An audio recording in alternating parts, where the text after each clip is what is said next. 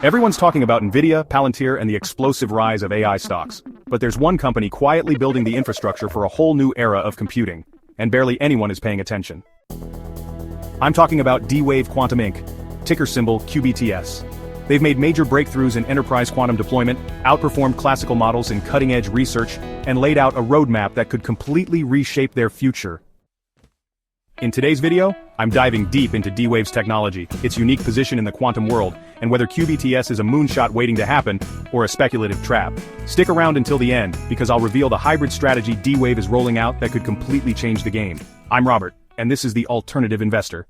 Most quantum computing companies today are trying to build general-purpose gate-based quantum computers. This includes big names like IonQ, Rigetti, and even giants like Google. Their systems are based on manipulating qubits through quantum gates, theoretically unlocking the ability to perform any computation faster than a classical computer. D-Wave, however, chose a completely different path. They are the global leader in quantum annealing, a highly specialized form of quantum computing optimized specifically for solving complex optimization problems.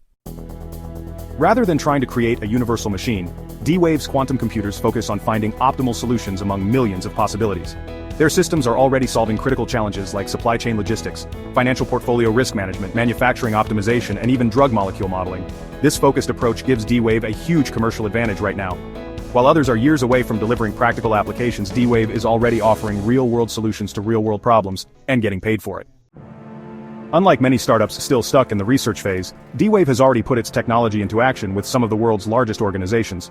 Volkswagen has used D-Wave systems to optimize traffic patterns in major cities, helping reduce congestion and improve public transportation.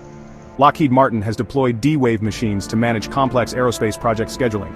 DHL is using D-Wave's technology to make their global shipping network faster and more efficient.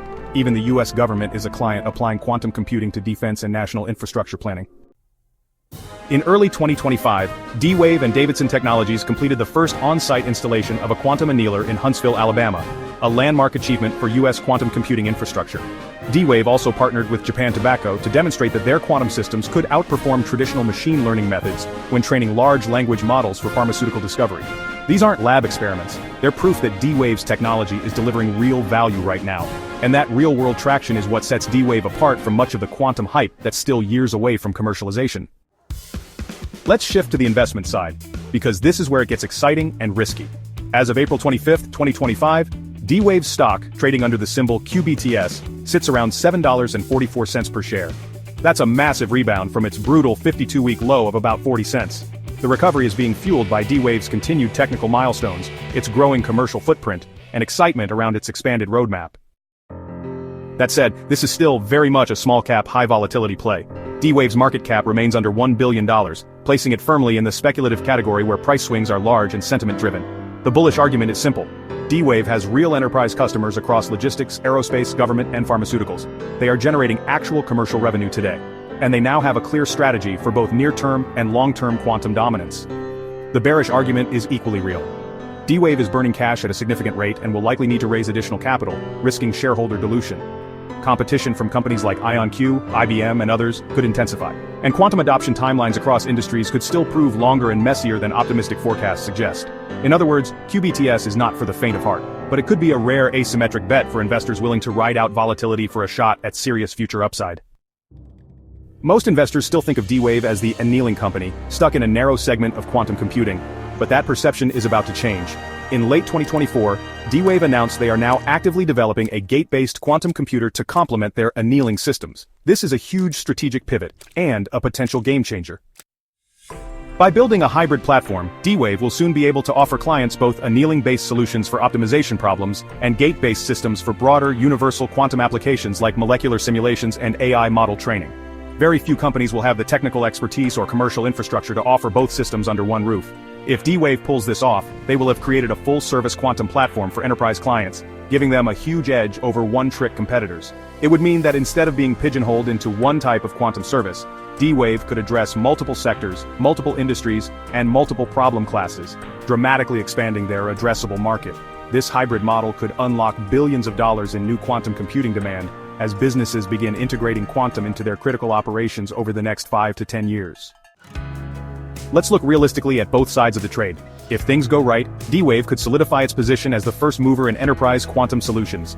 Continued customer wins with government agencies, logistics giants, aerospace companies, and pharma would build momentum and market leadership.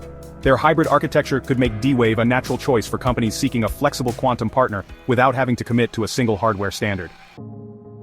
And if the broader quantum market accelerates, which it could, especially with AI and biotech driving demand, QBTS could experience exponential upside from these low valuations. But if things go wrong, D-Wave could struggle to maintain competitive advantages. If gate-based players like IonQ or IBM Quantum execute faster and better, D-Wave's value proposition could erode. A prolonged cash burn without significant revenue scale-up could lead to heavy dilution or financial instability. Or macro conditions could slow enterprise quantum adoption, delaying profitability longer than investors are willing to wait. This is why QBTS needs to be treated like a long-duration, high-variance investment, one you size properly relative to your risk tolerance. So here's the truth. D-Wave is no longer just a quirky niche player in the quantum space, it's positioning itself to become a dominant force with a hybrid platform strategy, real-world commercial momentum, and a head start most competitors can't match. If you believe in quantum's future and you understand how early and messy frontier tech markets can be, then D-Wave represents one of the few quantum investments that is real today, with even bigger potential tomorrow. QBTS isn't for everyone, it's volatile, it's risky, but it's also one of the few names in quantum computing where the upside isn't just theoretical, it's already taking shape. Invest smart, size smart, and keep your eyes on D-Wave. Now it's your turn. Are you bullish or bearish on D-Wave? Do you think QBTS is the hidden gem of the quantum revolution, or too risky to touch? Let's talk about it in the comments below. And don't forget to hit that like button, subscribe to The Alternative Investor, and turn on notifications if you want more real investing insight, disruptive tech breakdowns, and early access to the trends that will define the next decade.